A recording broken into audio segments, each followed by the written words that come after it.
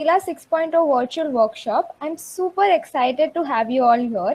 Today's game development workshop is conducted in association with Backstage Pass Institute of Gaming and Technology. The game development workshop is a two-day event. Today we will be having a hands-on game development session using Unity 3D game engine, wherein you guys will learn a play-centric approach to create innovative games. And tomorrow we'll be discussing about game design, career prospects in game industry, and a Q&A session with mentors and industry professionals.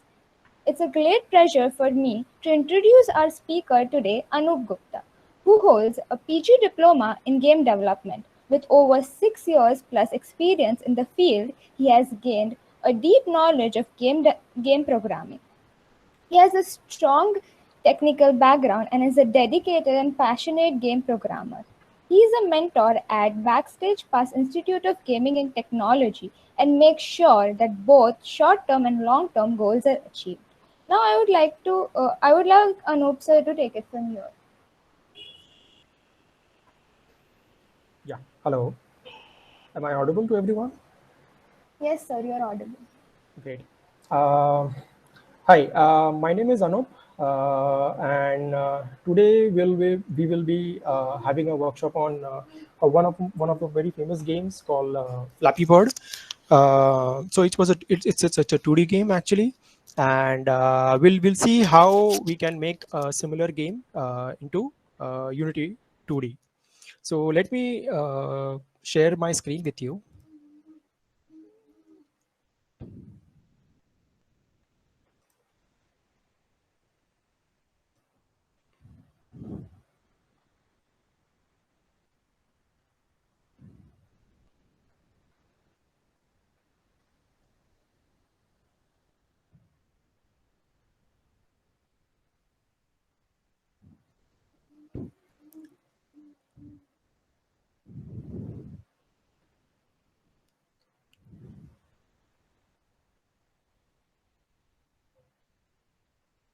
Okay, please do let me know if everyone is able to see my screen.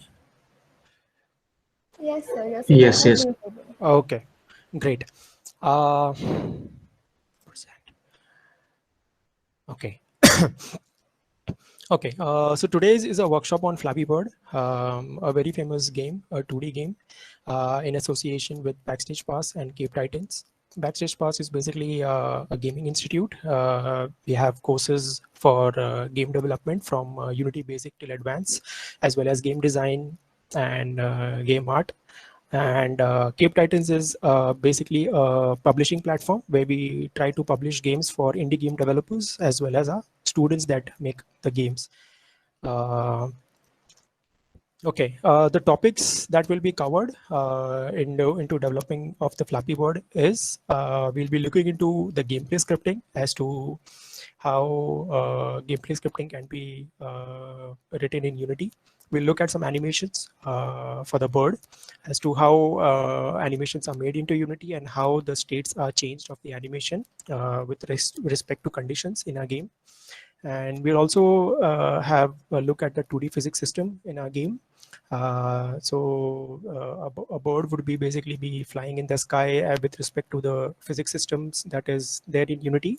We'll look at a very deeper level to each of these aspects when we go into deeper into the workshop. So there is a concept of tags and layers in Unity as to identifying certain objects. So we give tags to that. A parallax system as to the movement of objects on the screen. A pooling system, we'll look at it at a greater detail basically. Input control as to how we can give inputs or take inputs on our devices or through a mouse, and the object should behave accordingly. We'll have some idea or take a knowledge about event system or delegates, and we'll look into greater detail, and then score calculation and sound implementation. Okay, so let's begin with the Unity project. So what have I done is I have already made a project, but we'll try to make a project right from the scratch, and we'll look into the aspects of it as to how to integrate or uh, uh, uh, make all the systems work together in Unity to make a game. So, but we'll try to just look as to what kind of output are we expecting through this workshop. So, yeah. So what we do is we'll be creating 3 scenes. That is if you can see, this is a splash screen. It will just information about the game or the company, and then the scene changes after 5 seconds to the main menu. Now this is my very simplistic main menu of the Flappy Bird game, where I just have the name of the game and a bird which is like stationary in the sky. We can have some good cool animations over here as the text is moving or the or the board is I'm sorry, the board is animating, and there is a play button over here. So it's a very simplistic menu as of now, and when we click on it, there'll be a counter in the middle which shows 3 to 1, and then what we'll do is we'll just tap on the screen to make the bird float in the air, and there'll be obstacles coming which you can see, like the tube which is coming. The bird has to pass through the tube. You pass each tube, you get a score. If you collide with the ground or the tube, it's game over. And you can replay from there or go to main menu. Okay. If I do a replay, the game will start all over again, right from the beginning where it started. So this is the gameplay that we are try to build today. Okay. Okay. Uh, let's make a fresh project in Unity, and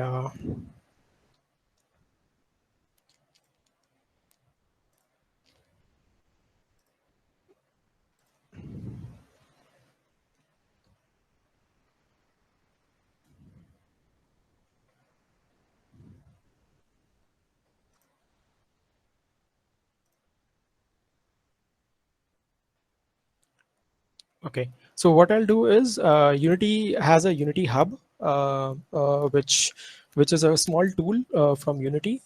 In this, you can install different versions of Unity. So it's always better to use Unity Hub, install the desired version of Unity. So in our case, we'll be using the latest version of Unity, which is 2020.3.4 to make our game. So just go into the projects, uh, create a new project. Now I have 2 Unities installed, so I'll be choosing 2020, and I'll just try to create an empty project as of now. Okay. So now basically, as my game is a 2D game, I'll be selecting, there are some predefined templates which Unity gives, which is a 2D template, 3D template, high definition rendering pipeline, universal rendering pipeline, mobile 2D, mobile 3D. So some sample games also here, 2D platformer, micro game. For AR, VR also, there are some predefined templates which Unity already provides. So this could be a very great starting point if you're targeting any of these templates or any of these games which you want to make. But in our case, we want to go with mobile 2D, and we are there's no template for our game as of now. So we'll be creating a blank project, and we'll start it from there itself. I'm just specifying the location where I want my project to be, which is I want in the workshop folder. And I'm just giving the name as Flappy Bird. And my game should be 2D. Okay, so I've selected a template, Flappy Bird, and the location I want to save, create.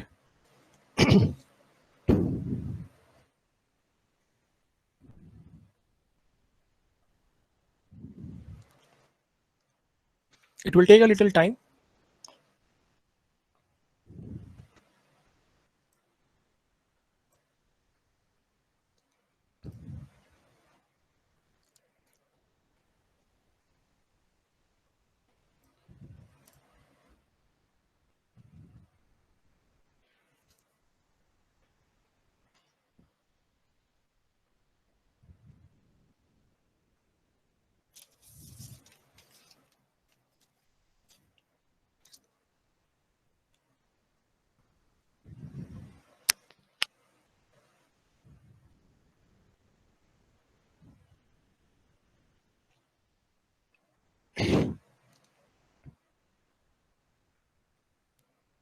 Currently, the Unity is trying to create a new project.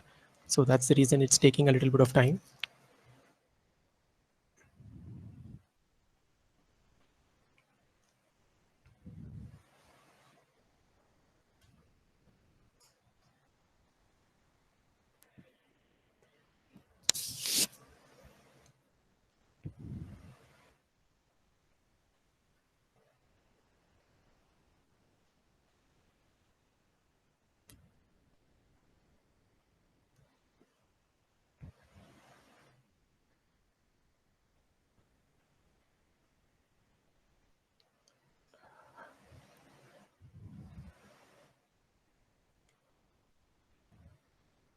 Just please be with me, bear with me a little bit till the project is created.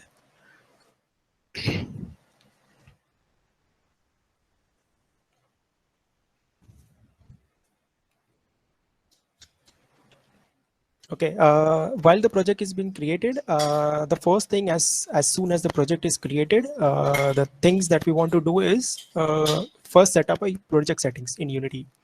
So these project settings will be with respect to the requirement of a game.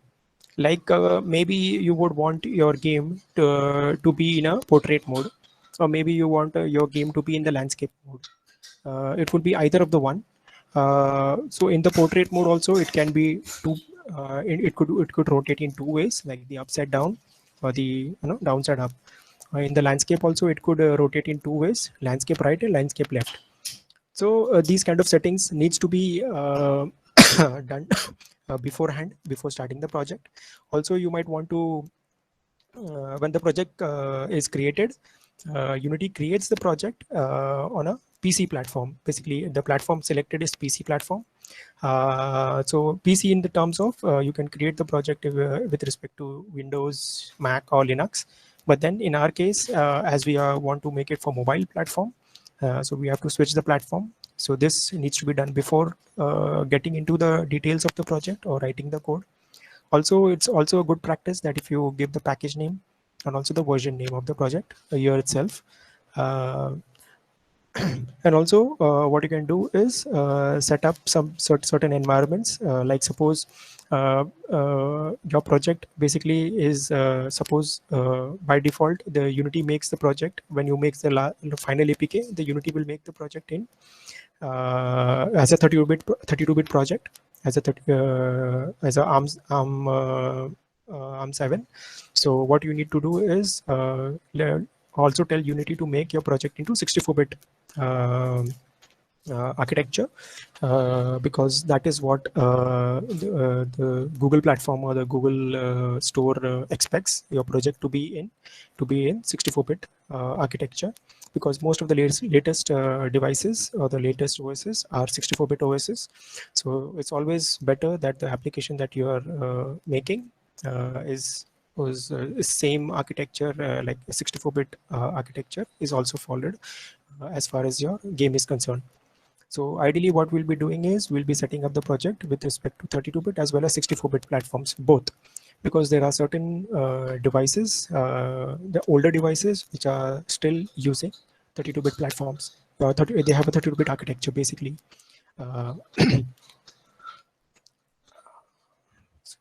Let's wait for a little more time.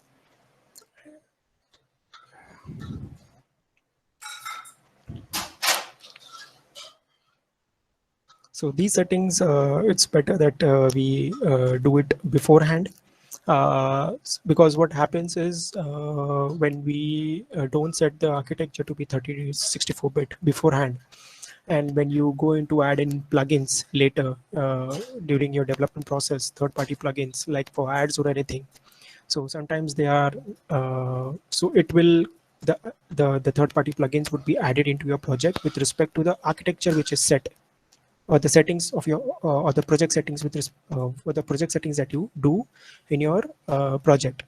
So it's always a good practice to tell Unity to set up these project settings beforehand, so that whatever things that you are going to do later, they don't create mess up your project or to create problems, unnecessary issues. So now, yeah, going to look at here, the project is already created now.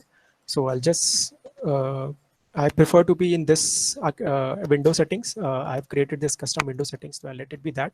So the first thing that we want to do is, as you can see, the project is set up in PC, Mac, and Linux standalone platforms. What I want to do is I want to set it up as a Android platform. So I'll just switch the platform here. Unity will take a little time as far as switching the platform is concerned, because whatever the resources which are added in Unity or the packages which are added in Unity, they are all recalculated and re-imported with respect to the platform that you are switching to. So let Unity finish this, and then we'll do the rest of the settings that we discussed as of now.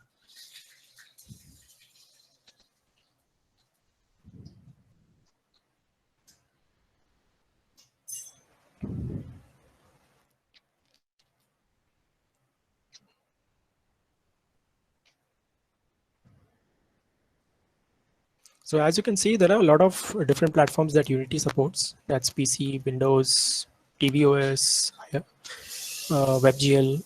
So it's one thing is good that you can just write your code in Unity for as one thing as one platform, and you can very well easily make it switch the platform and make the build for other platforms. So there's a lot of flexibility in terms of for how many platforms you can target as far as Unity is concerned.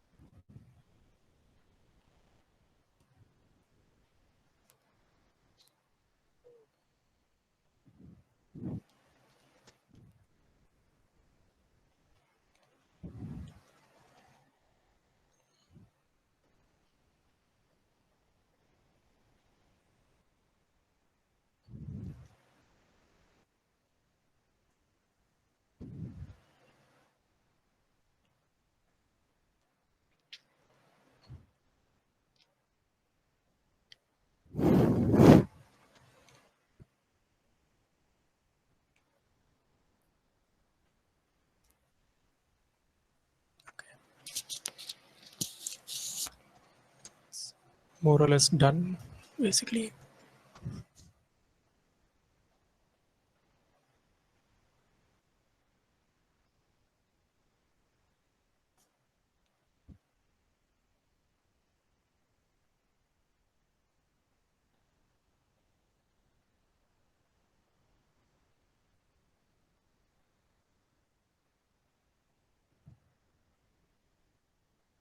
Okay, so now as you can see, my Android platform is selected, and my this little Unity icon is come over that platform, which means the platform is switched. Okay, now the second thing that what we wanted to do was set the orientation of the game, because when you build your game, you would want to have it in a particular orientation. So here, if you can see, there are different settings over here. What you can do is just, if you want to go, just go to File, Build Settings, and within the Build Settings, there is Player Settings. Just click on that and go to Resolution and Presentation. Now in this, there is a default orientation selected over here, which is auto rotation. Auto rotation and all the, and if you can see, allow rotation for auto rotation for portrait, portrait upside down, landscape, landscape. We don't want our game to rotate in all directions. We just want it to be in landscape mode. That is right. And that is what I'm going to set. So now this project will always open up when it starts. When the project starts, it will be by default in landscape right mode.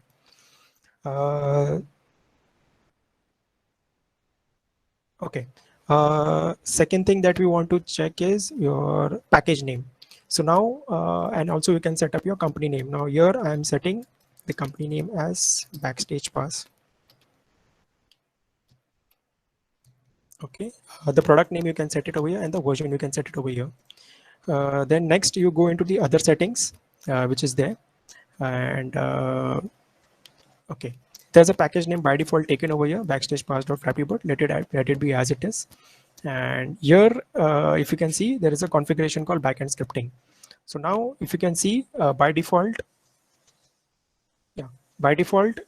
target architectures is ARM v7, which is a 32-bit ARM architecture, 32-bit system. So now what we also want to set up is a 64-bit system. So here we can set it up as IL2 CPP, and then this settings will get enabled, and then set it up as a 64-bit architecture. This is very important when you want to release your game into your Play Store. Okay, and the version numbers, let it be 1.0 and 1 as it is. Okay. After these initial settings are done, we'll have to create certain folders for our project as to how we want to where we want to put our resources, because there'll be scripts, there'll be font, there'll be images, there'll be prefabs, there'll be sounds, there'll be animations. So what I'll be doing is the very first thing also is to change my screen resolution. Okay, and then I'll make the folders. Unity has this in the project window. There is a plus and a down arrow, so you can go into this and create your folders over here. So I'm just creating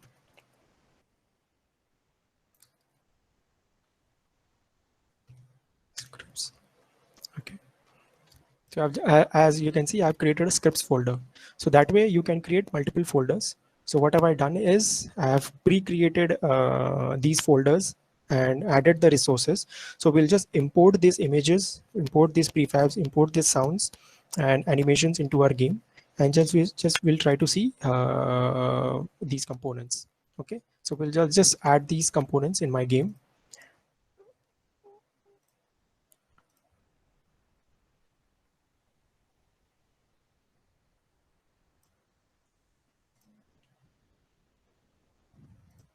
Okay, so what have I done is I've created a package which I would want to add it into my game. So just double click this package. As you can see, this package contains all the folders that I want with the necessary resources that I've already created. So let's just import these images.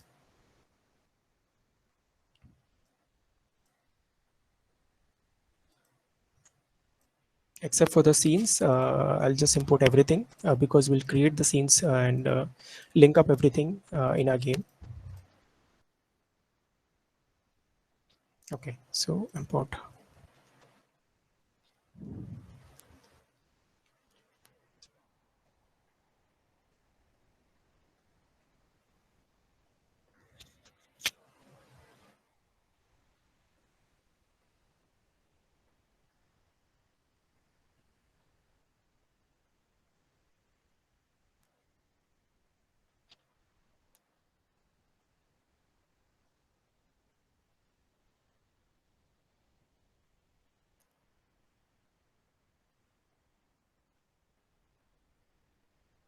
Okay, so all my animations and images, these are the images which we'll get from the artist itself. So you can just import it into Unity and keep it in a particular location. Prefabs we'll discuss in detail what are prefabs, and there'll be scenes, scripts. So I've created certain scripts in my game which I wanted to want my game to behave as it is. So I've created certain scripts. So there's a lot of code written into it. So we'll have a look into it. How does it work? And there are some certain sound files which we want to play at certain points in our game. So let's get with creating sample scenes.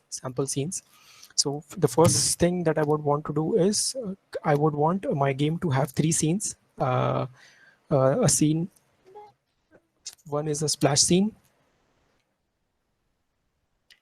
Okay. The other one is what I want is to have a menu scene, and the other thing that I would want to have is my game scene. The very first thing that we would want to do is add these scenes into the build settings, into scenes in build. It's very important to add these scenes here. Why? Because when Unity changes the scenes, or when Unity builds the APK, It checks for these scenes, and whatever the resources or the scripts are added in these scenes, they automatically become part of the build or the part of the APK.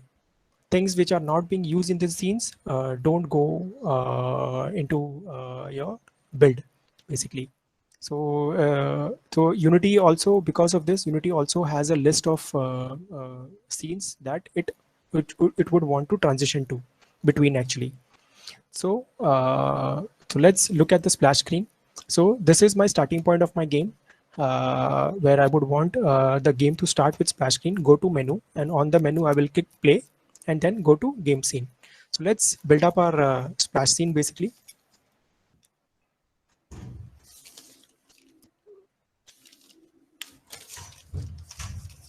Yeah. So what I would want to create is now, if you see, this is a hierarchy window. So just click on the down arrow, and you'll find a UI component over here. And within the UI component, what I would want is to first add an image. This image would act as a background to my splash screen.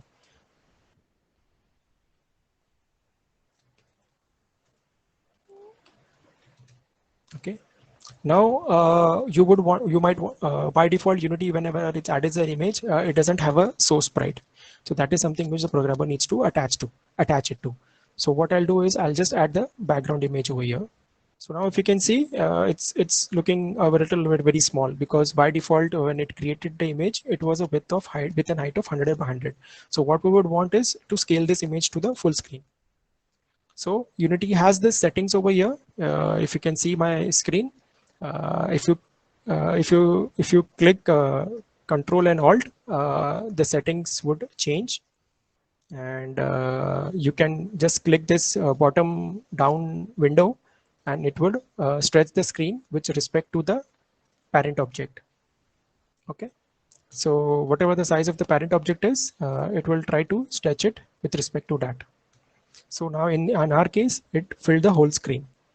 So now if you want to see the development process as to what's exactly happening, so there are two views in our two views that Unity provides.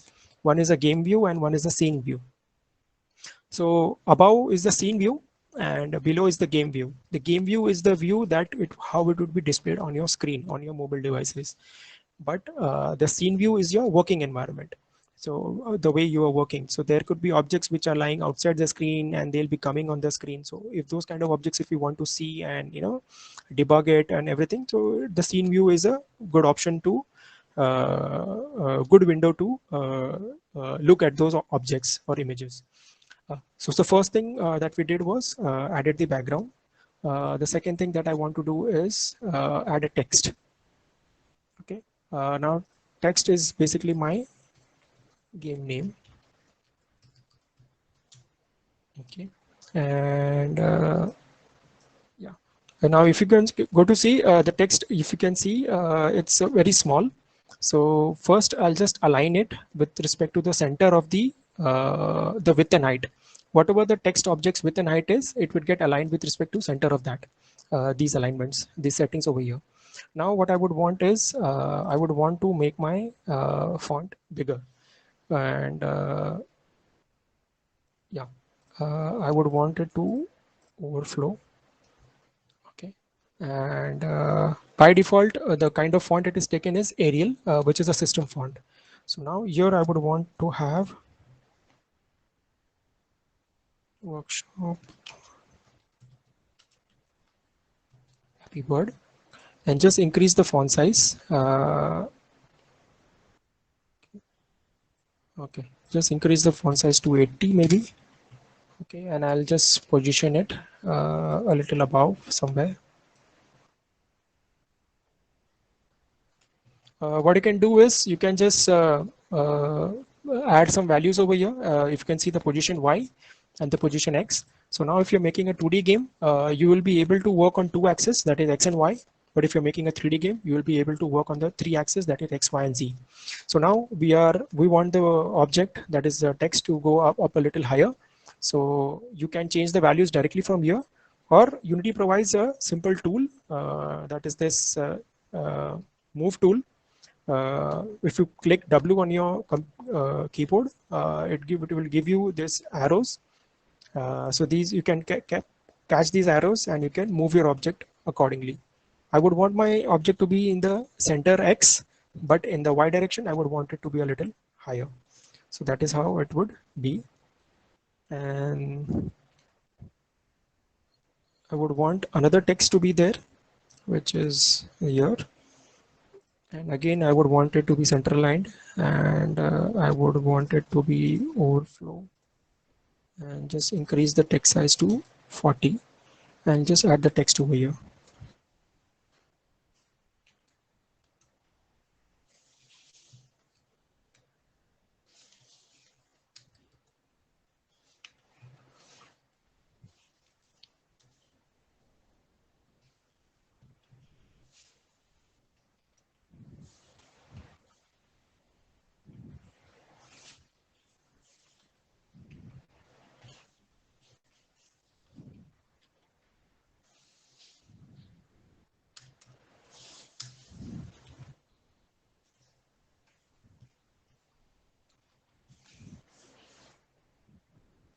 Okay, so I just added the text and I would want my text to be here somewhere, and just increase the text size a little bit. Yeah. Next, what I would want is to add a certain logos in my game. So I'll just have two images. I'll just place them over here in the Y direction, and in the X direction I would want it to be at 300.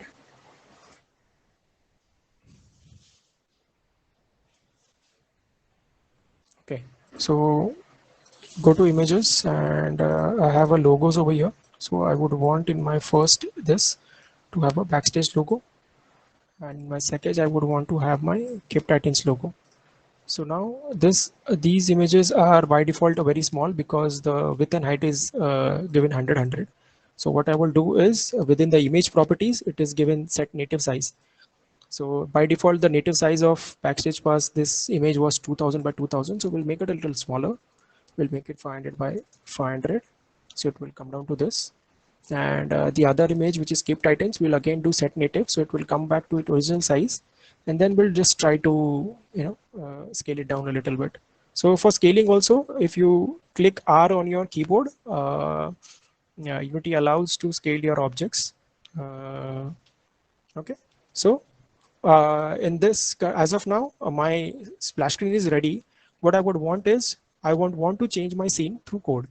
So the first thing I would do is create an empty object, game object, give it as splash controller. Okay, I think I might have made the scripts.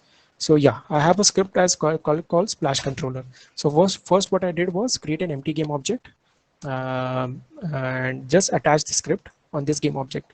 There are different ways of attaching the script. You can just drag and drop on the game object. The script will get attached.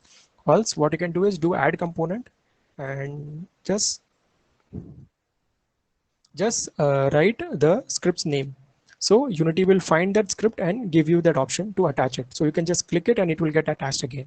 In our case, we have already done it. So we'll just remove one of the objects. Okay, we'll just have a look at the splash controller, what it does.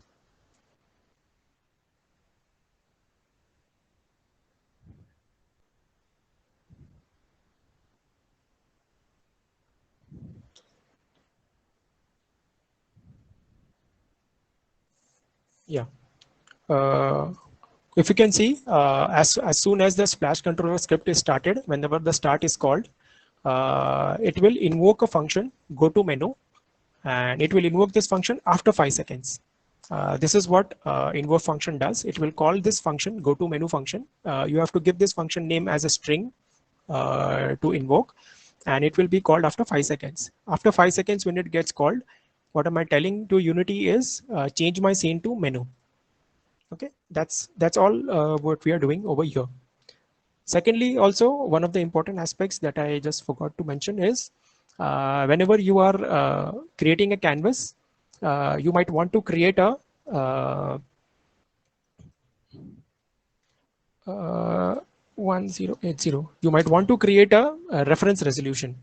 Now, what is this reference resolution is basically is nothing but whatever artwork or whatever images that you will get from your artist. Uh, because see, the situation is like that you'll be creating this game for Android platform as well as iOS platform. Now, on the Android platform is very fragmented. So there are lots of devices by different manufacturers which have different resolutions. Okay, and also on the iOS devices there are a lot of devices which have different resolutions. So how do you target these different resolutions when you're making a game? So the first thing that you might want to do is have a base resolution. So whatever images you will be getting from the artist, you should ask your artist to give give these images with respect to the base resolution. I mean the size of it basically. So it should match your base resolution. And when you take the images on with respect to your base resolutions, you might want on the canvas there is always a canvas scaler. You might just want to tell it that you should scale with screen size, and also try to match whenever the scaling is happening or the downscaling is happening. Because see, there are two situations. Either the device that you're going to run has a resolution lower than your base resolution. So in my case, the base resolution is 1920 by 1080. So maybe my device resolution is suppose 800 by 800 by 480, which is lower than my base resolution. So what will Unity try to do is it will downscale the images or downscale the font, and it will try to align whatever the positions that I've given with respect to my base resolution. It will keep it as it is, but it will downscale the images. Okay, so it would not be like it would look big on one device and it will look smaller on another device. It will look appropriately, because what we are trying to do is match with scale, width and height. So it will try to match it with respect to the width and height of the device, target device that we are going to run your game into. And that's the reason what we have given is a match 0.5. 0.5, which means consider width and height both together and try to match it with the closest which is the closest possible uh, res resolution that it can fit into. Okay, that's the reason we need to first also set the canvas scaler. Now this canvas scaler, this base resolution will be same throughout the throughout your game. So now suppose I went to my different scene. Now suppose I'll go to my menu scene. Now in my menu scene also I would want to set up my menu scene. So what I'll do is I'll just create an image. So when I create an image, a canvas is automatically created and an image is added. Now this image would act as again a background. So I'll just add it over here, and again I'll try to fit it with respect to this. Then in this I would again want to add a game name, which is, but I would want to keep it simple this time. So it would be just Flappy Bird, and just overflow it as of now, and just center align it and bump up the font.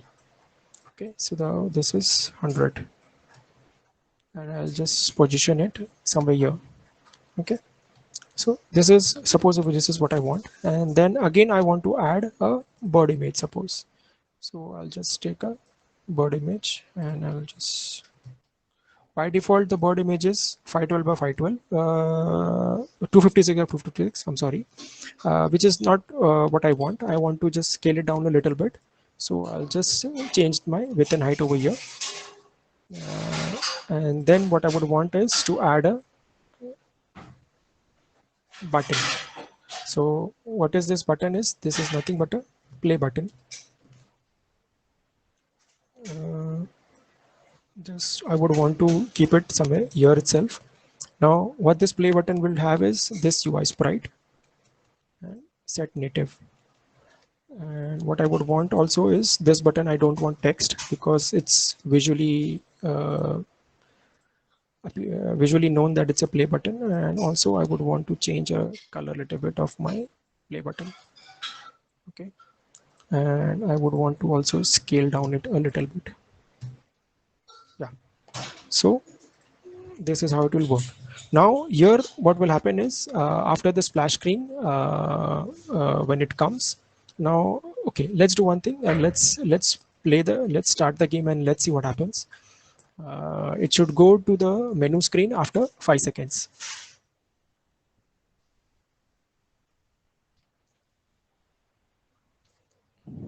Yeah, so it came on the menu, it switched. Now what I would want is to have a menu controller. Just create an empty game object, because I would want to take inputs, right? So what I would want to do is to have a menu controller which will have a script attached on it, something which is here. So what this menu controller does is basically nothing but it has one function to it: go to game. Okay, and what it also does is play a sound on the click of a button, and then it tells the scene manager to go to the game scene. Okay, that is all it does, but it does at the click of the button. So what we might want to do is go to the button, and now button has a property of on click. So just click this plus sign over here, attach the menu controller. Why menu controller? Because the menu controller has the function go to game. So now this way, whenever I click the button, this function would be called, go to game function would be called. And whenever this function would be called, these lines of code would be executed, which is it will tell the sound manager to play a sound, click sound, and also load the game menu. Sorry, the game scene. Okay. So now my menu is complete. So now let's go to the game scene. Okay.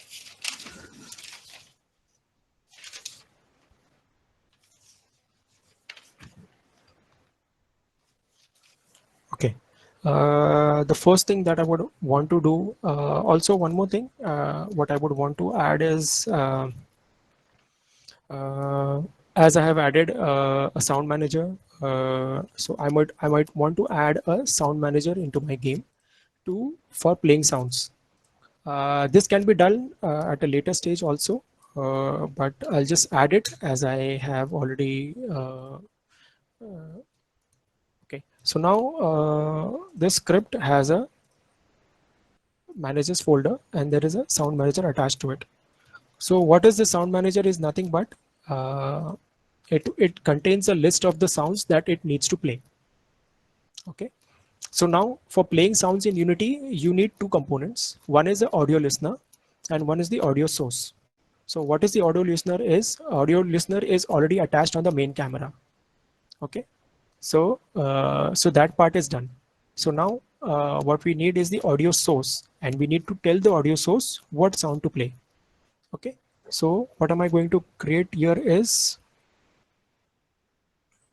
an empty game object.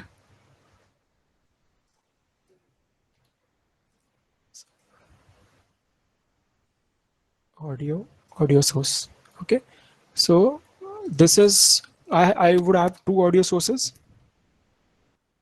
in my game. One is a background sound. Suppose if I want to play some music in my game, so I would need to have a background music, which is will be a looping sound.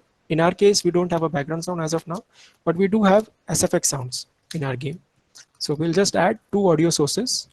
So now in my background sound, I don't want both to play on awake. Like as soon as my game starts, I don't want the audio to play. I would always want to play it when the function is called to play. So my audio source would be looping, because this will be a looping sound, and my SFX would not be looping because it will just play and it will stop. The sound would stop. So these are the components that the sound manager would need. So I'll just add the audio source over here.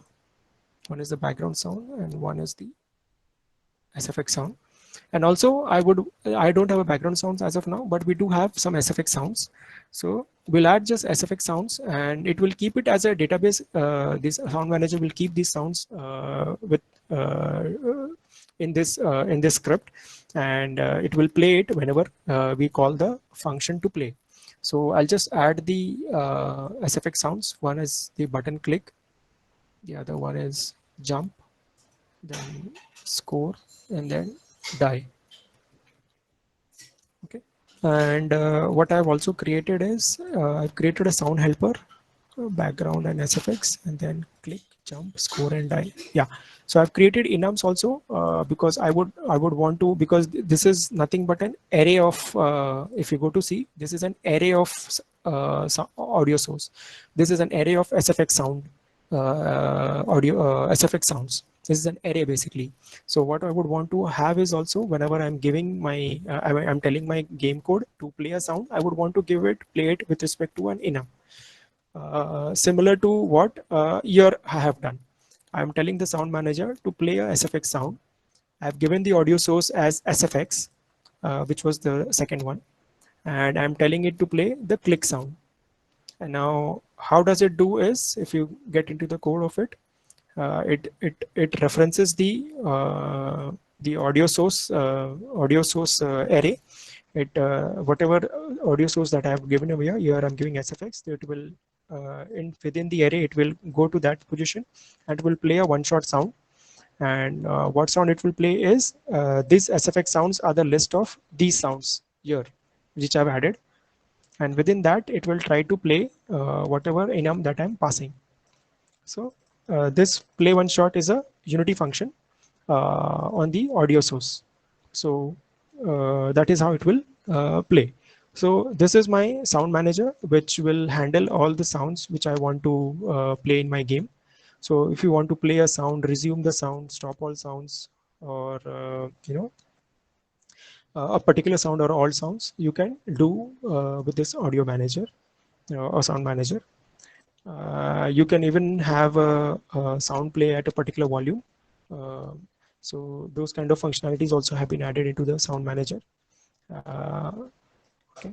And yes, so first thing what I would want is also a sound manager to be added into my game. And the second one which I would want is to add also an event manager.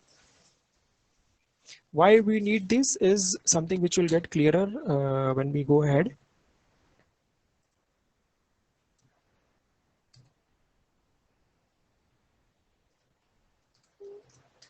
Okay, and just add the event manager to it. That's all. Okay. What is this event manager is basically nothing but it's a set of delegates. What are delegates? It's nothing but a delegate. Basically, if you create a variable, then what you see is variables contain data, like suppose a float data or an int data or a boolean data. But what a delegate contains is a function. It contains a function pointer. So in terms of C++, if you go to C, it is nothing but a function pointer. So delegates can contain more than one functions within themselves.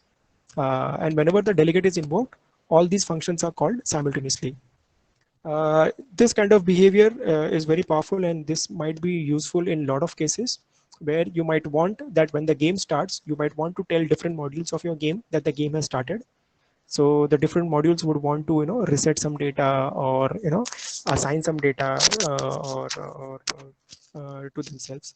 Or maybe suppose the game is over, you might want to tell the different modules of your game that the game is over. So maybe the sound manager would want to play a game over sound. The score manager would want to add the final score and keep it within itself. There maybe the result manager would want to have show the result on the screen.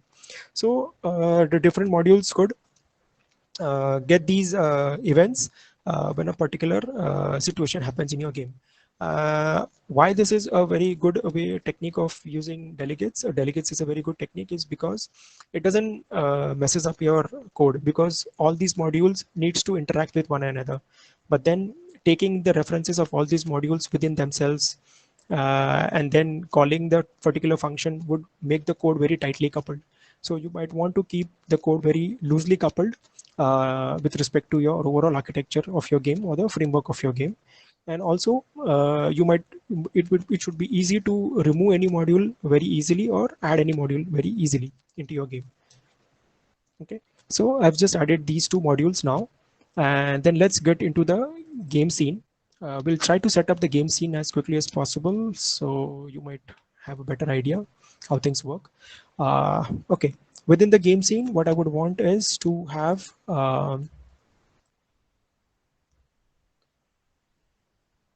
yeah, I would want to have a panel first. Now this panel, I don't want the image over here. because this is my and I would want to give this panel name as game screen.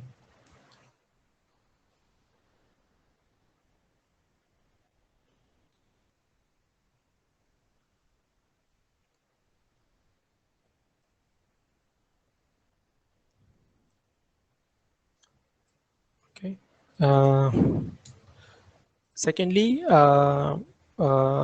this game screen which basically would be nothing but it will act as a parent to all the child game objects which I'm going to add in my game.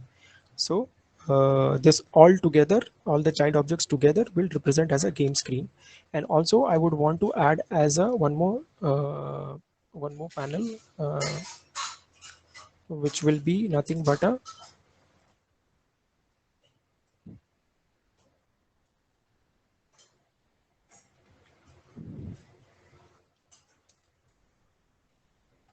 which will act as nothing but a game over screen. But we'll look into this later. First, we'll just look into the game screen as of now. So within the game screen, firstly, what I would want to do is add a background. Okay, and I'll just add the background over here. I'll just stretch the background.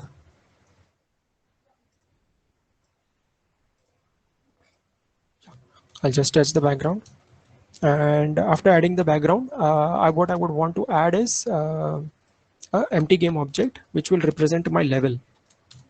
Okay, so what is this is I'll tell you in a minute. And within the level, what I would want is to have another empty game object, which is nothing but clouds. And I would want another game object to represent it as pipes. Okay. Yeah. I'll explain you in detail why have I created this levels. Then first I'll just create the objects. The other thing that I would want to do is make the board.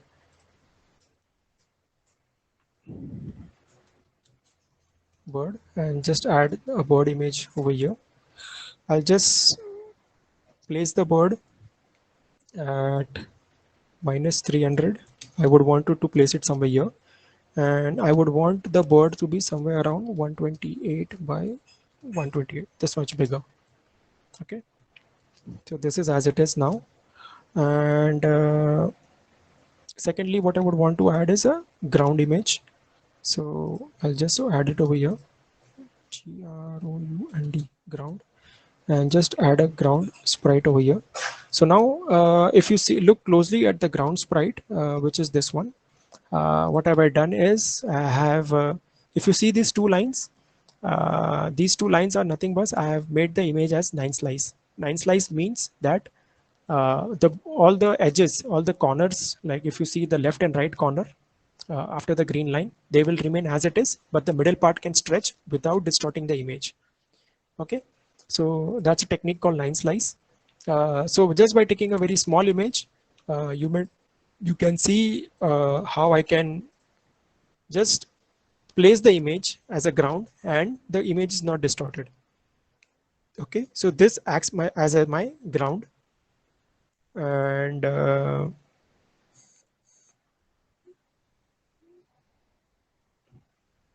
okay, this acts as my ground. And the second thing that I would want to add is a text which will act as a score. So I'll just place it above, center aligned.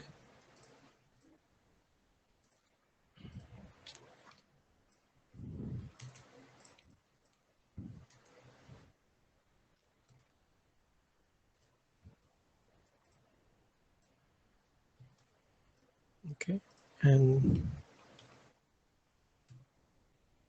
okay, so I've just added a text score which will count my score whenever my game is running. And then what I would want is also I would want another text countdown. Okay, so now my text countdown, what it will do is it will, whenever my game starts, it will count from 3 to 1, and which will give a little time for the user to be ready that the game is going to start. Okay, so that was the intention. Again, what I would want to do is I'll just make it as 200 and this as 60 and the font as 40, and this would be 3, suppose. Okay, uh, yeah. And other thing that I would want to add is okay. Okay. After adding the game screen, now I would want to just make a game over screen. Now, when the game over screen is come, I would want the whole screen to become a little bit dim. That's the reason what I did was I created a panel, and here I just added a black image and added a little transparency. So the whole screen became a little dim. And then again, what I would want to add is a BG image. Let the BG image be around 800 by 400. Okay. Okay. Again, here, what you might want to do is you might want to change your canvas to your base resolution. This is what we discussed, right? And make it as 0.5. Yeah. So always do that. So whenever you are making your canvases, make it as the base, make it with respect to your base resolutions. Secondly is I've made my game over image. I have made my game over screen, and I'll just add a text over here indicating game over.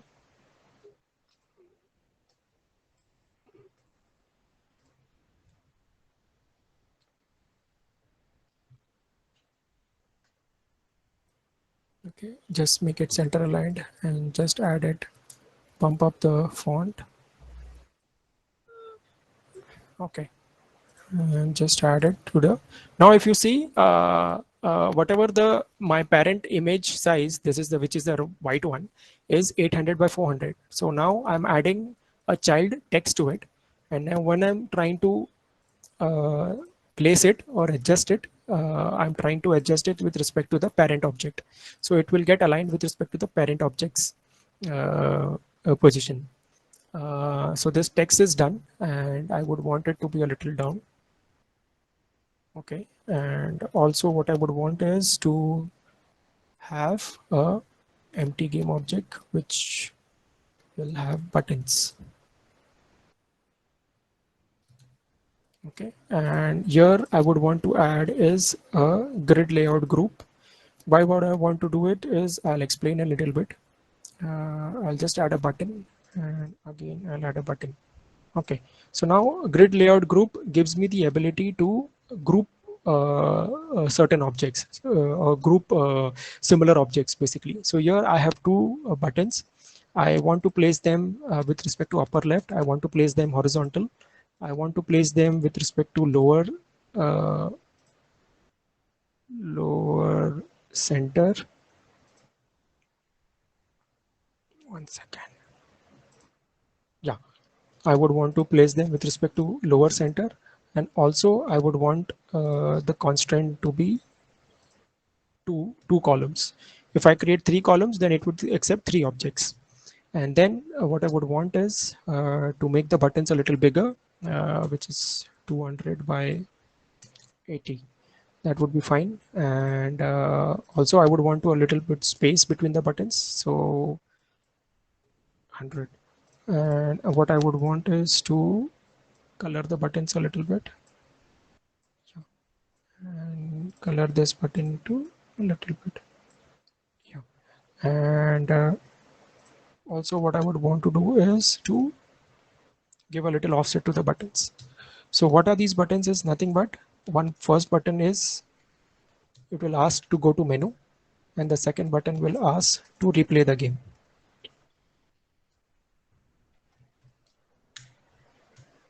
Okay. Okay. So now the after placing these buttons, just we'll try to change the font size of it. Okay. And it is menu, and other one would be replay. Okay. So now what I'll do is I'll just create another empty game object. which would represent as a game controller.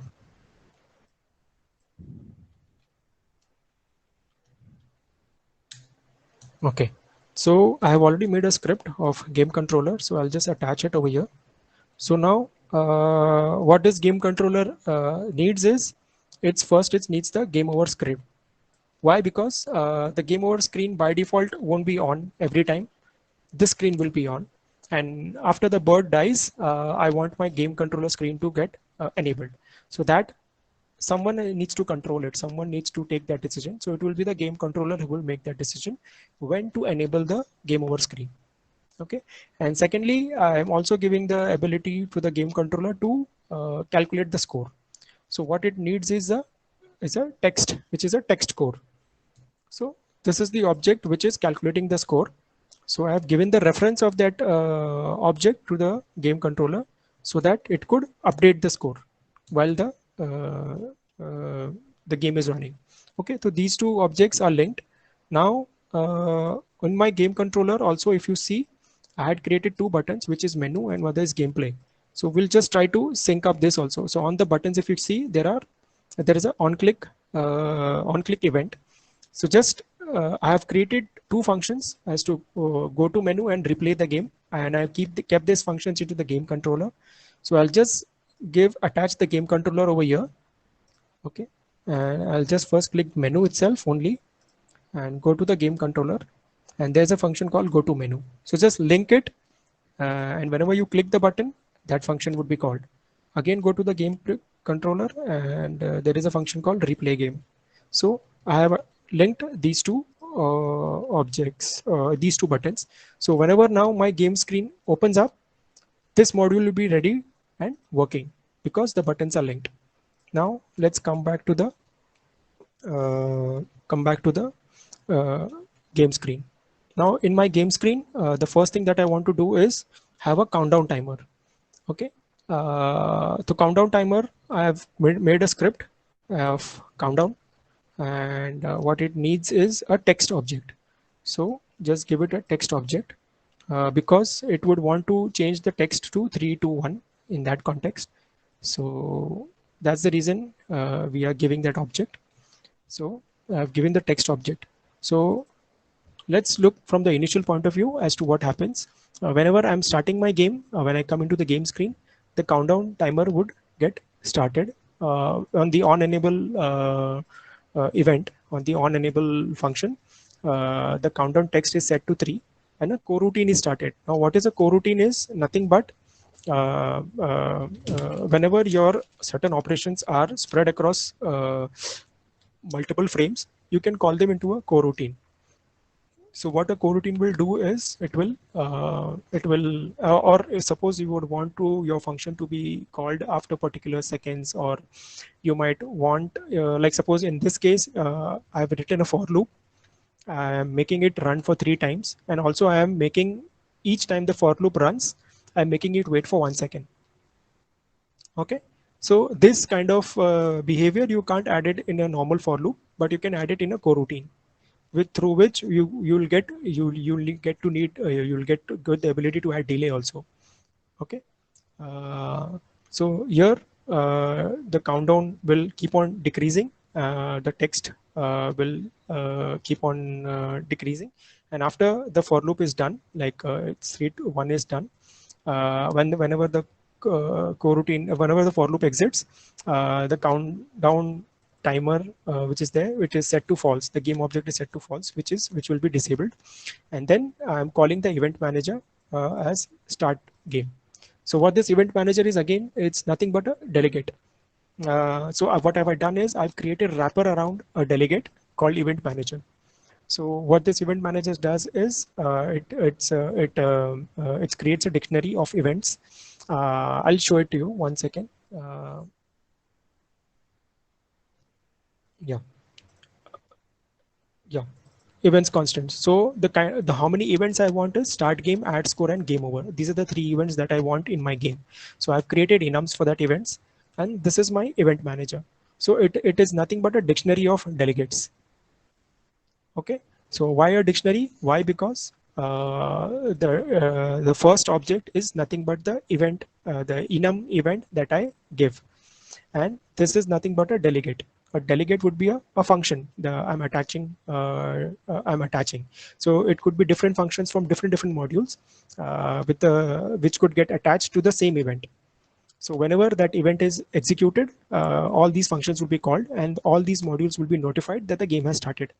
So that is the whole purpose of the event manager, which is nothing but delegates at the base level. Okay. So after doing that, okay, so this is done. Now my countdown timer should start. The second thing that I would want to do is my countdown timer is done, and after my countdown timer is done, my game start event gets executed. Now, who would need the game start event? One is my, if you see my game controller here, I've created a game controller which is taking the game over screen and I've also have a boolean variable that is game over, which keeps track if the game is over or not. And yeah, now if you go to see in my on enable and on disable events of my game controller, I have subscribed, registered and unregistered 3 events. So on enable, I have registered 3 events. What am I saying is to the event manager is I want game start event, add score event and game over event. I want to register these events, and whenever you are registering these events, you are also giving the function names to it. What function should be called in the game controller? So I have 3 functions: game start. So whenever the game start event is called, score is made to 0 and the game over is set to false. Whenever add score is called, my variable score is done plus and my text is updated on the screen to plus. And whenever my game over event is called, the game over screen is set to true. So here is where my game over screen, which I have disabled as of now, I've made it and disabled it. It is set to true. So these are the 3 events which which my game controller has registered. Now, yeah. So that is the function of the game controller, is to manage the UI as far as score is concerned and the game over screen is concerned. Okay, and manage the state of the game basically in total. Secondly, what am I doing is I'll just set up the bird now. Now,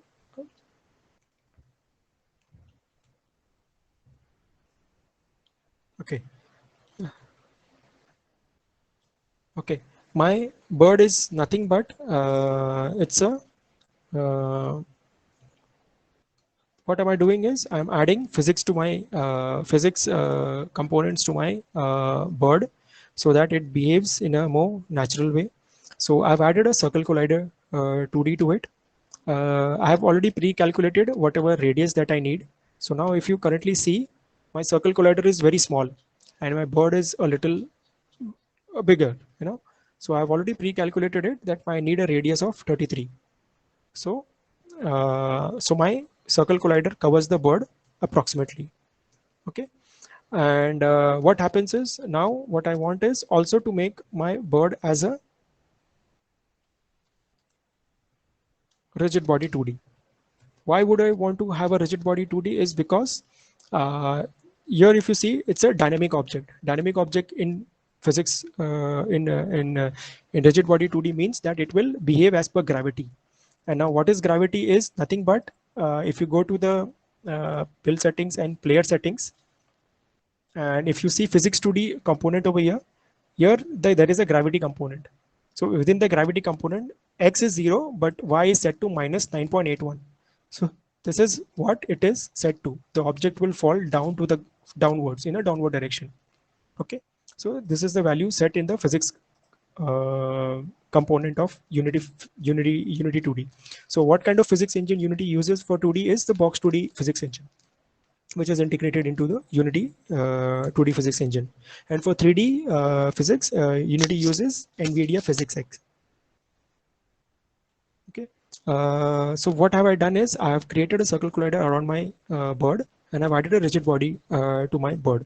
So now because of adding the rigid body, it will behave as per the gravity, and also I can add force to my board. Okay. The second thing that I would want to do is add the animator to it. Why? Because I would want my bird to animate also. So whenever it is stationary, like in this ideal state, it will be this way, but it is whenever it is flying. So I would want the wings to move, and I would, when it dies, I would want to behave differently. So I would want to do that with the help of animations. So what have I done is I've created certain animations over here for the bird. What you can do is if you want to create an animation, the first thing and the first and foremost thing that you need is an animator, and within the animator you need an animator controller. So what you can do is you can create the animator controller from this component here. This is what it will create an animator controller. Okay, and after creating the animator controller, just attach it over here, just like what I'm doing right now. I'm attaching to the animator controller. Okay, now what I would want to do is create animations. Now if you come to see within the window, animation and animation, there is an animation window which gets opened.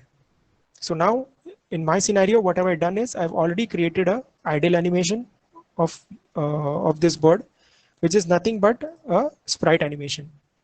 If you can see, there's a single sprite here attached to the idle animation of my bird. So the bird will do nothing basically, and it is just one frame animation. It will play that animation, it will stop. And it will create an animation object here itself. Now, if you see the die, it's a single animation. Idle is also single animation, but fly is a looping animation. So it will keep on looping when you play this animation. Okay.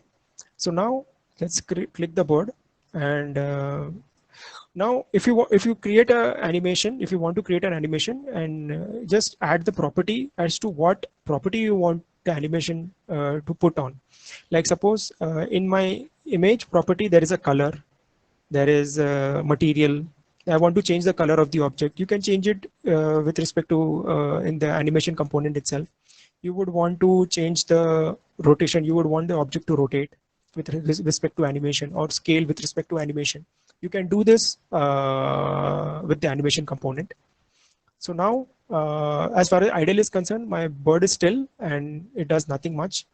But for my fly animation, if you go to see, if I play the animation, it starts to flap the wings. So this is what I want when my bird is flying, is in the flying state. Okay. So I'm just creating these states basically over here. So whenever they play in my actual game, it would behave this way. Okay. And now when I do the die animation, my bird would tilt a little bit. This is what I would want, tilt a little by 45-degree angle. Okay. And it's just nothing but a single frame animation. So I have created all these three animations. And again, I would want to go to window. I would go to animation, and there is an animator component over here. So this will open up the animator component. Now what we have done is we have created on the board an animator. We have also added the animation controller. With the help of the animation controller, we have created the animations, which is these three animations. And now these three animations needs to be linked. How they can be linked is through the animator window. Now in the parameters here, there is layers and there is parameters window in the animator window. So click on the parameters, and you might want to create not a float or a pull, but a trigger. Okay. And when you create a trigger, just give it a name. Ideally, what I would want to give is whatever the name of the animation is, I try to give that name as the trigger. So ideally, I have created 3 triggers. Okay, idle, fly, and die triggers. So now here, if you're seeing in the window, all these 3 animations that you created are by default added here in this window. They get by default added when you click this object and you open the animator window. They get added. These animations get added, but they are not linked with one another. So we have to link it. So the first animation by default when the animator would play is the idle animation. So what was the idle animation? Was nothing but it was a very one frame animation, and its bird is still. So that is the idle animation. But okay, So now, but from what is my condition basically? Let's look at that now. So my condition is that from idle animation, I would want to go to fly animation, fly state. Let's discuss this in terms of states now. So from the ideal state, I would want to go into flight state. From the ideal state, my bird would never go to die state. If it is in ideal state, my bird would not directly go to die state, because for die state, it needs to collide with something. Okay, so to collide with something, the bird would already be flying, then only it would collide with something and then go to die animation, die state. So now how the linking would be is, from the ideal state, it would first go to the fly state. So you can, I'll just try to show the linking how it is done. Ideally, these animation states would be added this way. So from the ideal state, make a transition and link it to fly state. Now, with this arrow that you see and this triangle that you see, a small white triangle, just click on that. So that is a transition basically, and just add the state, that is the fly condition. So whenever I trigger a fly state, it would go from ideal to fly state. This is what this condition is basically. If you go to see, now the same thing would go. Can my bird go from fly to ideal state? Not necessarily. My bird will not go from fly to idle state. So I don't need to create a reverse transition over here. This is not required. Okay. But can my bird go from fly to die state? Yes, it can. So I need to make a transition from fly to die state. So now again click this again click this transitions that we have created, and just try to add a die state. So now if I am flying, and my if I trigger a die state, it will go into the die animation state. Okay, this is what this linking means. Now can my from the die animation, can I go to fly state? I can't go, so I can't do a reverse linking. Can I do can I go from die to again idle state? From die to idle, I can go, but I don't want to do it that way. I would want to restart the game whole again, so I don't need to link from die to idle state again. So I would just need this many states and these many linkings only for my board to work properly. Okay, so once we have created the animations and we have created the linking part in the animator window, go to the board. Okay, now we have already added the animator. Now I have already created two scripts of the board. That is the board animator. One second.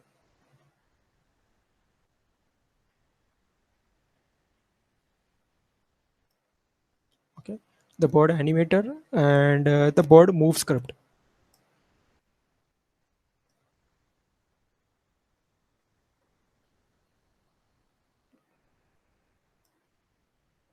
Okay, so I'll tell you what it is. The board animator is nothing but the board animator is independent component which tries to manage the animator. It will tell the animator to change the state, and when to change the state, how to change the state. That's the purpose of the bird animator. But how does the bird animator gets controlled? It gets controlled through the bird move script. Okay, so I'll just add the bird animator reference to it. I'll also add the rigid body reference to it, and the tap force I have pre-calculated that it needs a 4000 of tap force. Okay, okay, so now if you see my okay, yeah, I have not linked the animator over here. I need to link the animator over here. So let's look at the bird animator and the bird move script. If you see the bird animator, I have taken an animator reference which I attached it just now. I have created these states. These are nothing but the trigger states that I just created in the animator window. And I've taken a eBird state. What I've also created is I've created a helper class. I've created a helper class in which I have created three states: ideal, fly, and die for the bird. Okay, so my bird, whenever my bird starts, whenever my game starts, by default the state of the bird is ideal state. And now here I have created a property. The what is the property is nothing but it could have getter and setter states. So the getter will give what the current state of the bird is, and the setter is nothing but it will set whatever state I give the bird to set. Just like here, I have given the state, which is the this will call the setter, and this will take this as a parameter as idle, and it will try to call this setter state because I'm trying to set a value in this state. So it will, this value which I'm sending over here, it will get over here. I'm sending setting the local variable over here, and I'm telling the animal to set the trigger. So this trigger will change the state of the bird, or the bird will start animating that way. So this is what it is changing the state of the bird. But then this all state is being controlled by the bird move script. Now if you go to see, I have taken a bird animator, which is nothing but this script's reference, and I've taken a rigid body, and I've taken a tap force. Now within the awake function, I have created I've just created instance, a bird move instance, because what's happening is I would want the bird move within the game scene. I would want to access the bird move script anywhere in my game. So I've created this instance, which is a static instance, so I can reference it from anywhere. So as soon as my game starts, this is the start function gets called. I am setting the rigid body to false. Simulated is equal to false, which means my bird would not move anyway. My bird will not move. It will just be stationary at one point where it is just now. And I, on enable and all disable, again I am registering two events, which is game start and game over, game start and game over. Now if you have closely observed, the event within the event manager, within the game controller also, I had game start and game over, game start and game over, but these functions were local to the game controller. But the event name is game start and game over. Again, if you go to see, the event name is same, but this function is local to the bird move script. So this function or this function would be called, this or this function would be called whenever this event is triggered from the event manager. So that is the beauty of uh, event manager, that the functions are local to the respective modules, but I can just execute an event, and the respective modules functions would be called. So same here, whenever the game starts, and when the game starts is when the countdown, here you can see I'm executing a game start event. So whoever has subscribed to the game start event, those those modules will get those modules game start function would be called. Okay, that is how it is. Okay, so I'm setting the velocity as 0, simulated as true. As soon as I set the simulated as true, the game will the bird will start falling, and I'm setting the state to fly over here. So now my bird will start flapping its wings. Okay, let's look at as far as what we have done as of now, how does it function, and then we'll improvise on it. So my bird is done. Yes, one more thing that we need to set is the ground. Basically, we have not set the ground as of now. So as far as the ground is concerned, it's nothing but I just need to add a box collider 2D to the ground. Now in this case also, my ground box is very small. So what we need to do is 1920 by 100. Okay, so now if you see, I'm just lowering the box collider to the edge of the ground. Yes, okay, this is fine. Make it as 90. Okay, so now the basic principle of two bodies colliding with one another in Unity is that one of the that both should have a collider, but one of the bodies should have a rigid body to it. So my bird has a rigid body to it. Okay, and my ground is just having a collider. So this will collide with one another.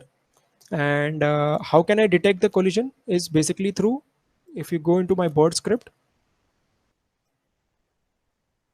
I have added these two functions, which are inbuilt functions in Unity for detecting collisions.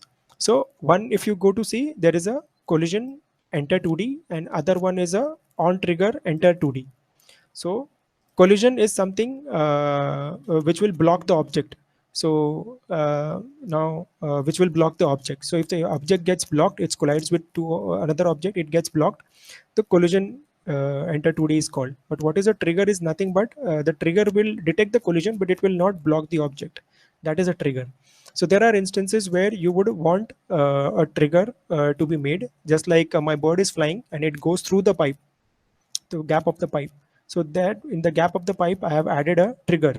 So my trigger will not try to block the bird. It will go through the that empty area, but detect it will detect a collision and it will give me in this on trigger enter 2D. Okay. And the second thing that I would want to do is okay. Now one of the things that I would want to do is add tags. Okay. So now my ground I want to do is I want to add a dead zone tag. Okay. Now the dead zone tag means it will see that it's a year. It will see that a object has, see here what is happening is my bird is getting collided with the ground or the pipe. So I'll show you how the pipe will work. So when it gets collided with the pipe or the ground, so it will detect the tag as dead zone. So it will know if it is a Z zone, then I what would want to do is I want to do game over. I want to make the simulated rigid body as false. I would want to trigger an event as game over, and I would want to play a sound of die animation, die sound of the bird. Okay. And if it is a score zone, like suppose it goes through the gap of the pipe, then it's a score zone. So I would want to do is I would want to execute an event of add score. Now add score event, what it will call is nothing but who has subscribed to the add score event is the game manager, and the game manager's add score function would get called, and the text would get updated. Okay. And a sound will also play every time the score is added. So that is how things will work. So let's see if everything is linked properly, and if it is a problem, then we'll improvise. Uh,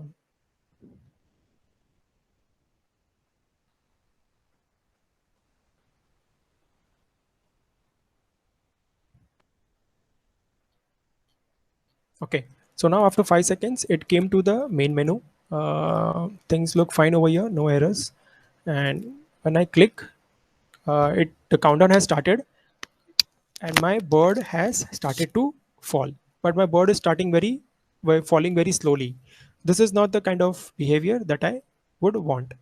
And my game over also got triggered. Why? Because my bird collided with the ground. So these many modules are working fine, but my bird is not falling properly. So what I would want to do is just open the bird, and I would want to change the gravity scale. Oh, let me see. Gravity scale is, suppose if I do gravity scale as 200, let's see what happens.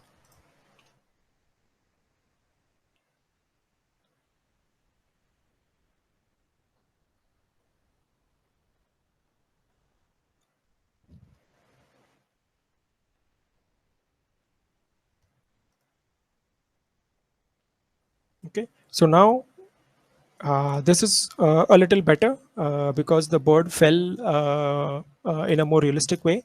And if I click menu, yes, this button's are also working. It comes to the menu part, and then again the game starts. Here, if you see, I'm trying to. Okay, now let's see what happens. My I'll have to just improvise on the bird scale.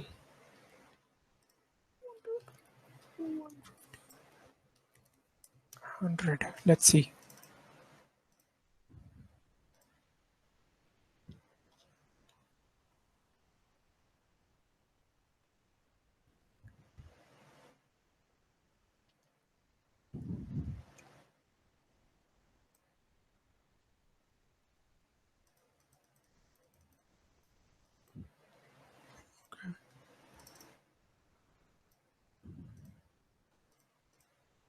Okay, I think I would want to change the gravity scale to maybe 50.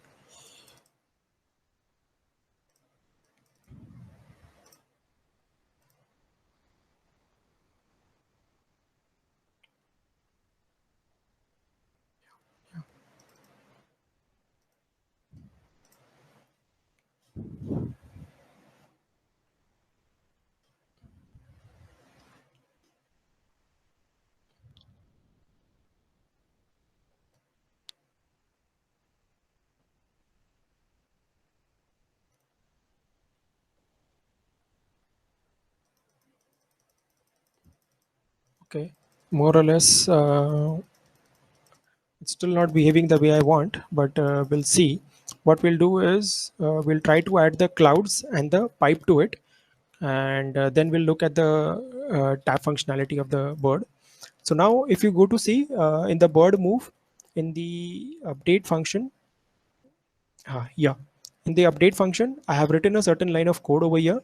So what is the first line say is, if my game controller, if my game over is true, if my game has ended, then I don't want the input to be taken.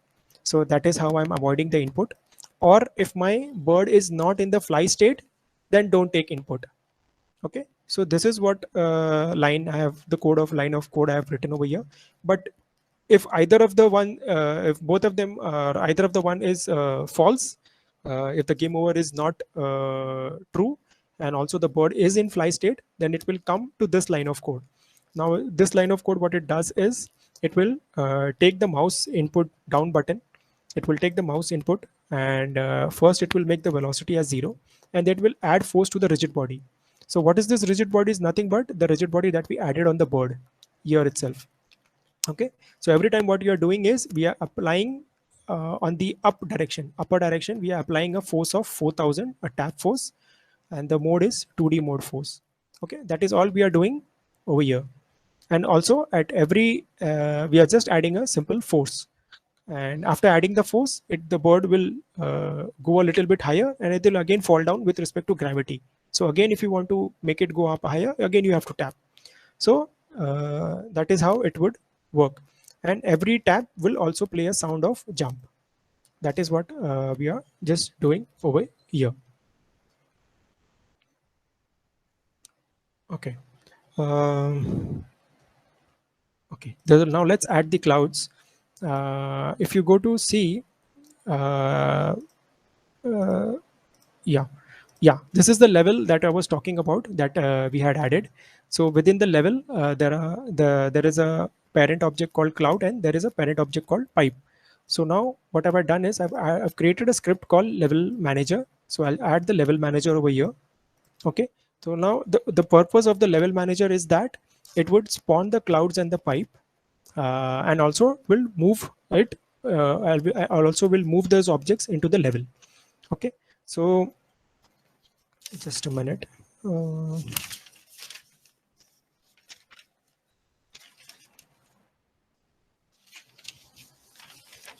yeah.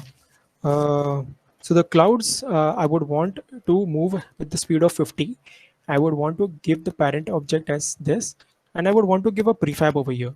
So now what is a prefab? Is nothing but in Unity, a prefab is nothing but it allows to store a game object with all of its component and values attached, which are there in that game object, as reusable asset.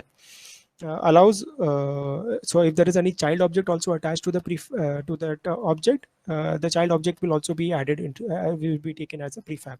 So now a very good example of a prefab would be like bullets. If you have a lot of bullets which are being fired into your game, and you might want to make a single bullet as a prefab, and you might want to reuse the same asset again and again, rather than creating new objects.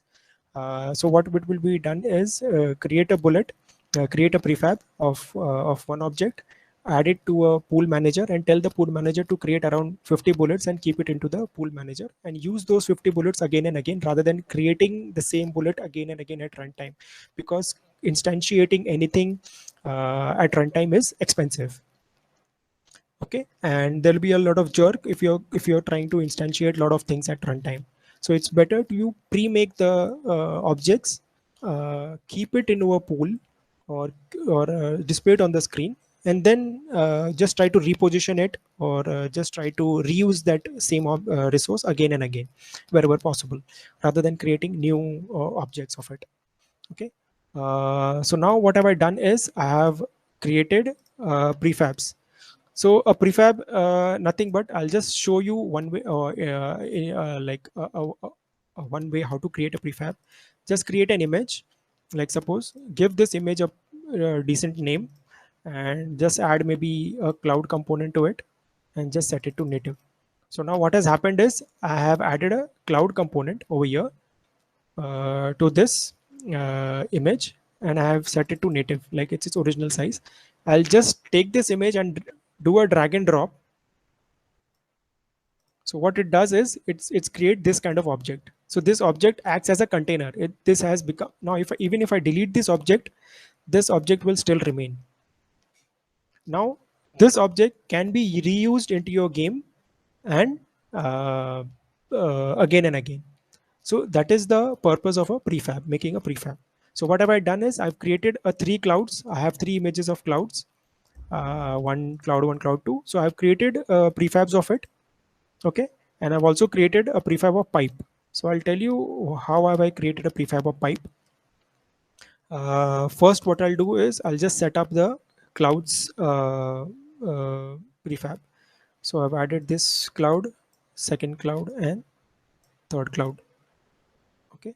And now here I have created a pool count of I have created a pipes well, in the level manager. I've created a pipes pool manager. So I'm telling that I want 10 pipes to be created. The prefab of the pipe is this. The parent of the pipe should be this, like parent in the sense whenever this object 10 objects are created, it should go under this parent, the pipe's parent. It should get assigned to that parent. So it will act as a child of that parent.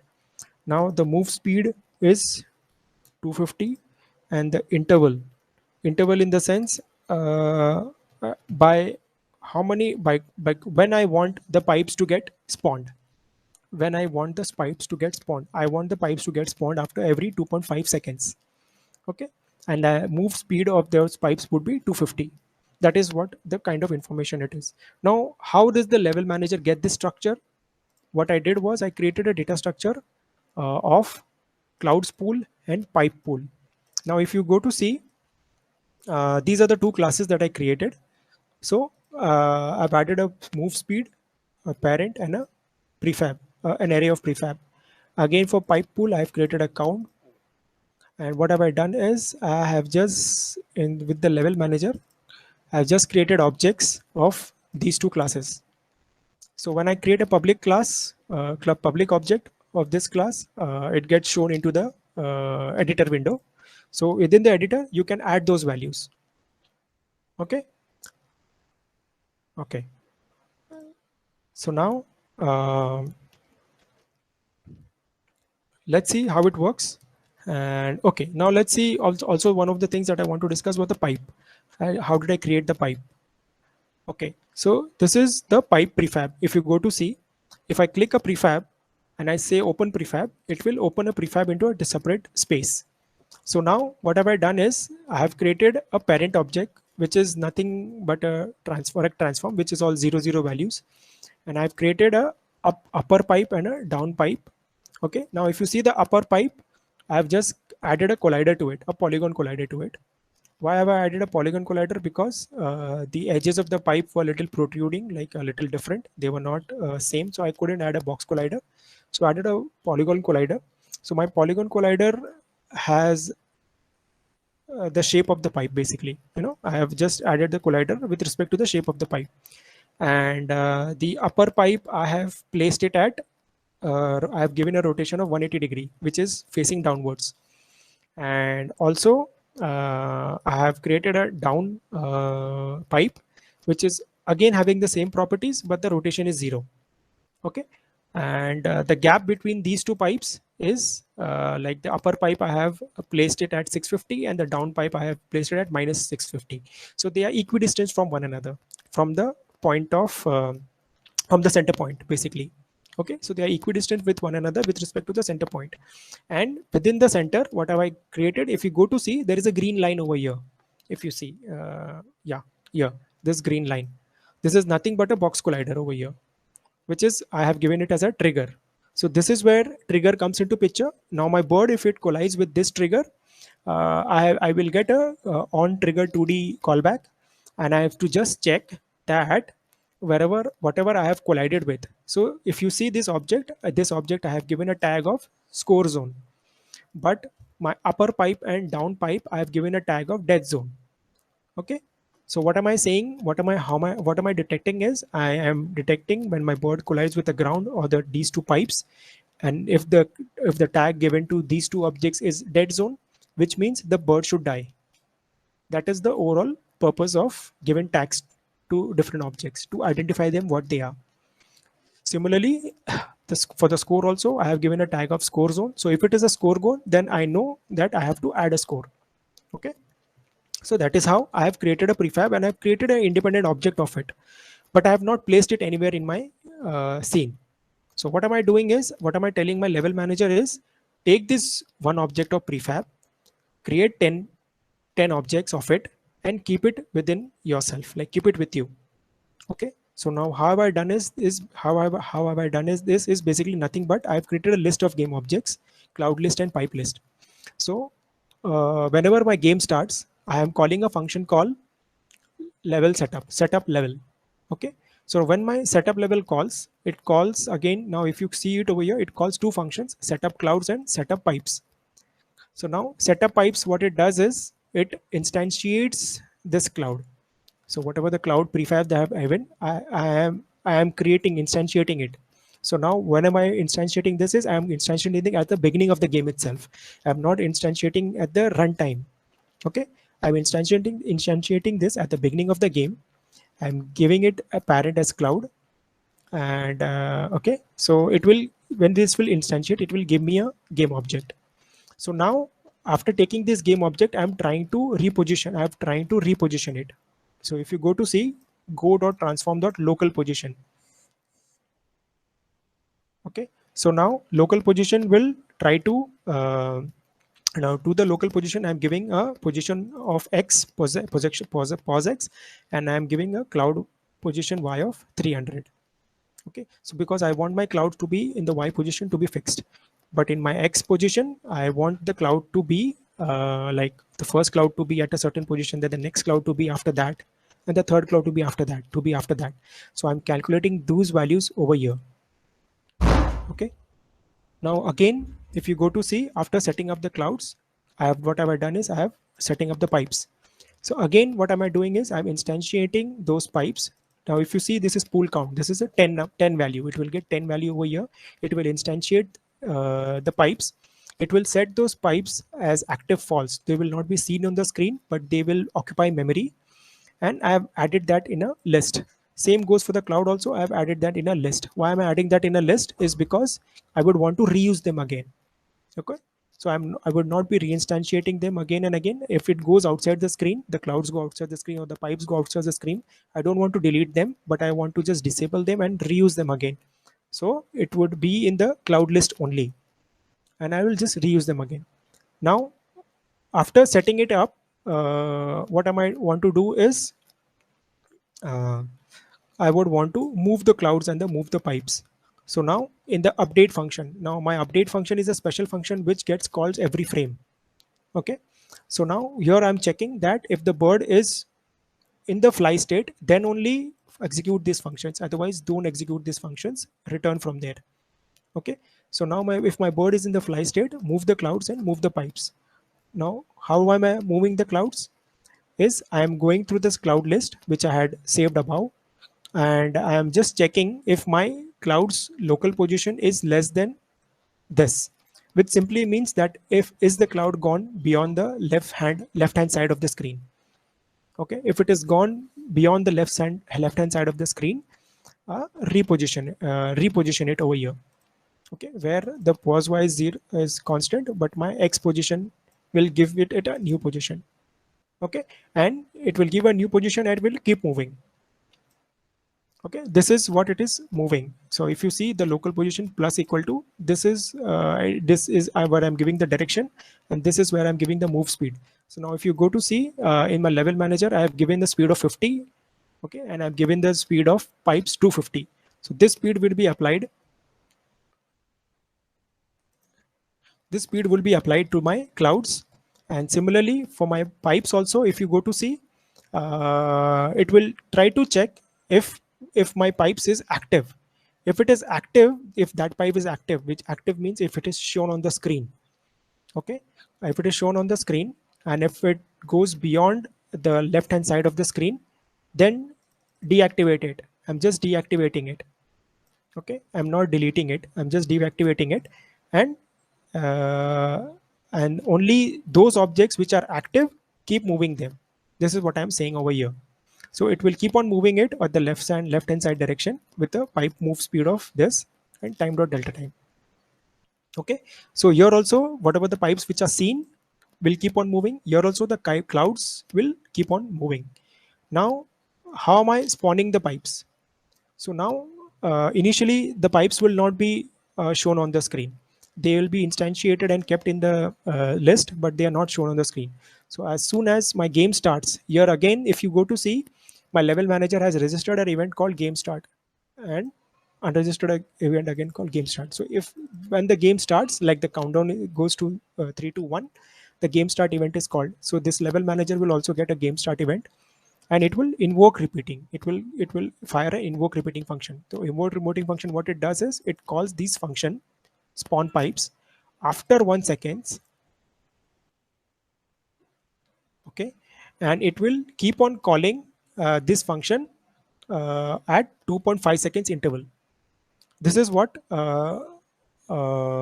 these three parameters mean. It will call these function spawn pipes after 1 seconds the game has started, and it will keep on calling this function after that at 2.5 seconds interval. Why 2.5? Because we have given this over here 2.5 seconds interval. So when it calls these spawn pipes does nothing but it will go through a list of sorry here it is spawn pipes does nothing but it will go through the list of pipes, the pipes that we have added in the list. We have added 10 pipes. So what it will do is it will check if the pipe is active or not. The pipe is not active. Why? Because all the pipes were disabled. So if the first pipe is itself is not active, it will take the X position. Okay, it will assign that pipe a new position, which is the X position, and the Y position is random. Now, what is this random range? Now, if you go to see with respect to the pipe's height and the gap, I had seen what is the range which is more suitable. So my pipe gap, I have created a class called constant and I have kept all the constants here itself. So my pipe gap is decent enough with 260 value. So with the 260 value, it can go 260 pixels down also, it can go 260 pixels up also. So now if you go to see, I have given the pipe gap same value, but I've just given it a minus value. So it will go from minus 260 to plus 260, and it will take a random value range and it will assign the Y value to that pipe over here, to the local position of the pipe, and it will set it as active. As soon as it is set active, that pipe will start being seen on the screen and it will start moving also. Why it will start moving? Because here in the function, in the update function, I have given move pipes. If this pipe is active, then only start moving. So that is how it will work, and it will break. Why it will break? Because I just want to activate one pipe at one time. I'm going through the loop. So the nearest, so suppose my first 5 pipes are active, so it will not consider those. My sixth pipe is deactivated, is not active, so it will activate that pipe, reposition it, and then break it. So one pipe at a time get activated. So now let's see how does it work in action in real life, and then we'll take it from there if there is an issue.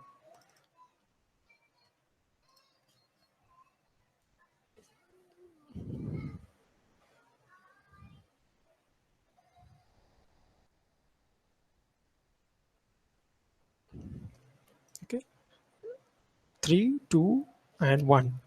Now my if you go to see, my cloud has started moving and my pipes have also started spawning. My bird is not behaving in a realistic way. Now see this, the bird collided with the pipe and it showed me a game over screen. Now if I do replay, it would, okay. We need to look at the physics of the bird, but if you see, the score is also getting calculated. Why? Because it is colliding with the trigger which is between the pipes, and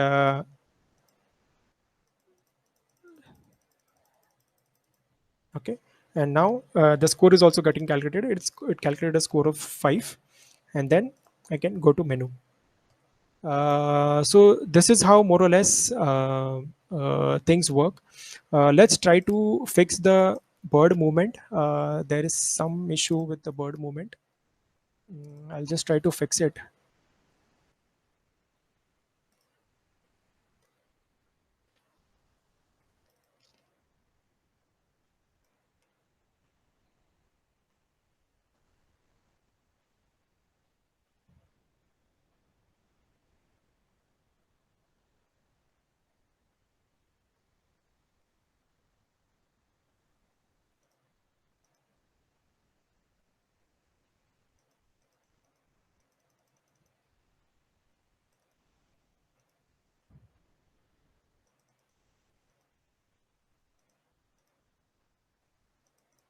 The bird is still not behaving the way I want it. I'm not sure why. Let me check. Uh,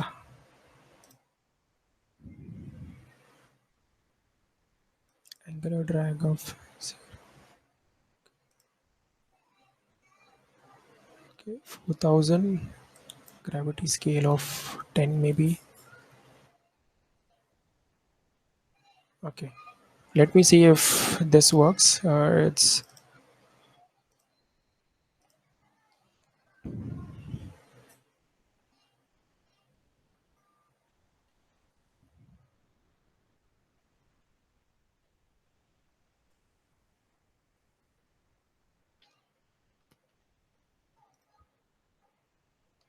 let's try it for one more time. Uh, a little better, but still not the way I wanted it.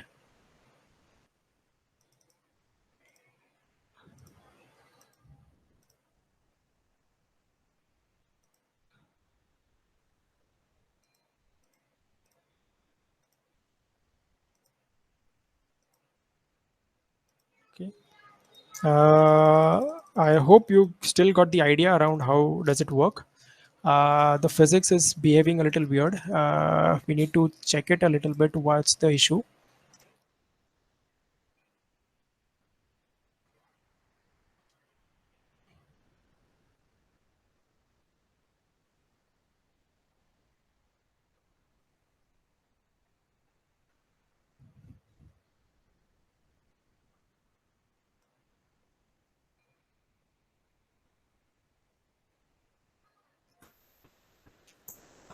Yeah. Uh, Yeah, anyways, what we'll do is we'll try to fix this issue of gravity thing, but more or less it works in the way I wanted you to show as to how the physics body's force is applied. Okay, it's just a matter of tweaking the values of the tap force or the mass and the gravity. These two. uh, okay, now the forces. Okay, it's the problem with. so Anup, what I Yeah. will suggest, yeah, Devas is here. Yeah, they wish to tell me.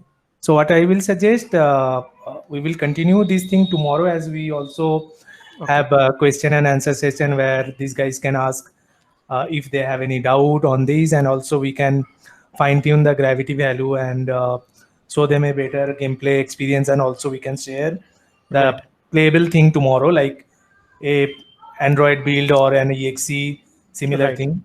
Right. And yeah, today we already passed three, and I know your health is not well, but still you came up with this nice concept.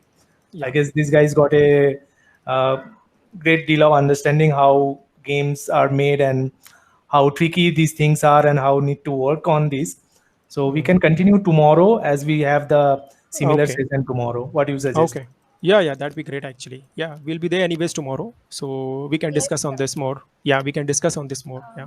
Yes, sir. Sure. Thank you, Anup sir, for an enlightening and entertaining workshop. Okay. We'll Thank you catch very you guys much. tomorrow. Thank you. Thank you very much. Thank you very much. Thank you. Okay, so hope you people enjoyed and the thing, and also we will join tomorrow at same time. And meantime, whoever has not able to join today's session, Heril ask them to join tomorrow, because we can have some interesting discussion on game development, career, and Yes, prospect. sir. Sure. Sure. Yeah. Okay, Anup, thanks Okay. then, and Thank you. you can take a break today, because I can see you. a little bit exhausted and speaking for last 2 hours. Yeah. Yeah. Yeah. Okay. Thank Thanks you very everybody. much. Take care, and let's join tomorrow again. Yes, Yeah. sure. Yeah. Thank you. Thank you very much. Thank you.